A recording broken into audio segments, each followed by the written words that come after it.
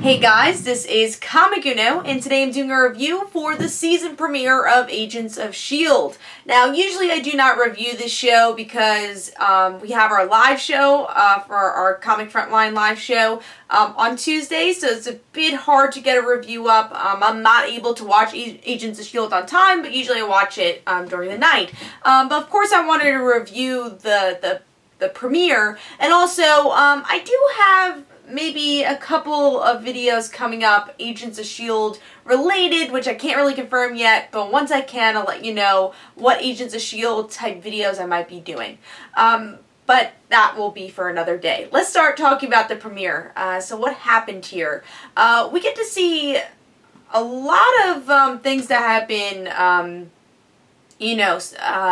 shown to us throughout the summer for the show, like Lash we see in the premiere. We get to see Skye use her name as Daisy, but yeah, mostly this episode is about finding the Inhumans and trying to track them, and then you find out that there's other people trying to track the Inhumans, so find out exactly what they're doing with these Inhumans and how to protect the world from Inhumans, but also protect Inhumans from the world.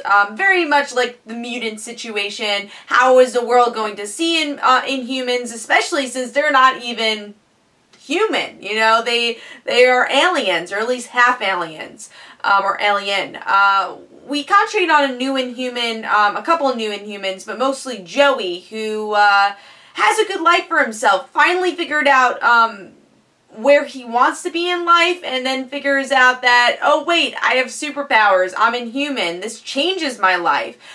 So he's gonna try to get used to his powers, and I'm sure that's gonna be at least the beginning of the season, introducing this character. Also introducing more villains like Lash, who's an Inhuman that seems very impossible to defeat, even with the power of Lincoln and Skye. I still want to call her Skye, but I guess her name's Daisy now.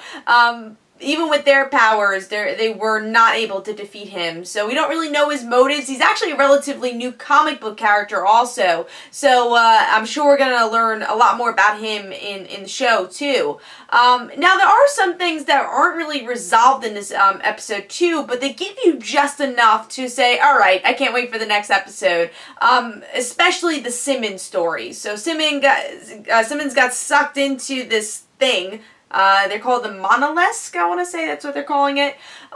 This alien artifact, and the only person that believes that she's still alive is Fitz, and he does everything in his power, and you know, it was such a wonderful performance by the actor, just trying to do everything to save Simmons. And then by the end of the episode we find out that she's on this other world and she's alive. So I never thought she was dead, but of course the question was, what the hell is going on with Simmons? And we still don't really know. I thought, from my speculation, she was going to get powers and we would see that in the premiere, but it seems like it's going to be even longer journey. I think it's going to be more of a psychological journey of like, I've been stuck in this place for we don't even know how long in her time frame, and she had to survive. So she's going to be a different type of character, and maybe she will get powers. We don't know. We don't even know what place she's in.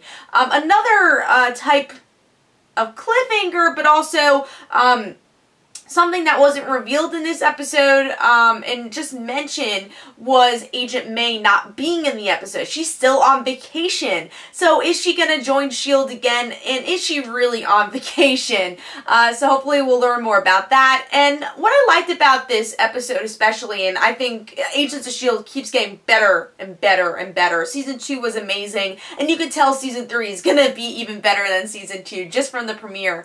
Because I think the characters are becoming more distinct, and with every season that's really what's been happening. Season 1, the characters were pretty bland in my opinion, and then towards the end of Season 1 it's like, alright, we're getting an arc with these characters. Season 2, you're really getting to see distinctive arcs with these characters, and now you're really seeing the strength of these characters. Even the newer characters like Hunter and Mac really have a place on the team, and I kind of like the separation in this episode where, yeah, they work as a team, but they all have their own jobs to do and their own stories to tell, and I think this is the best place to start. Not saying I don't want to see them ever work as a team, but this is a good place to start for them to have their own arcs, especially like Mockingbird. I really liked Bobby in this episode, especially since I just read the Mockingbird one-shot issue from Marvel that came out a couple weeks ago, and it kind of ties into the show where they use Bobby's experience as a biologist a bit more here, so because she can't go in the field.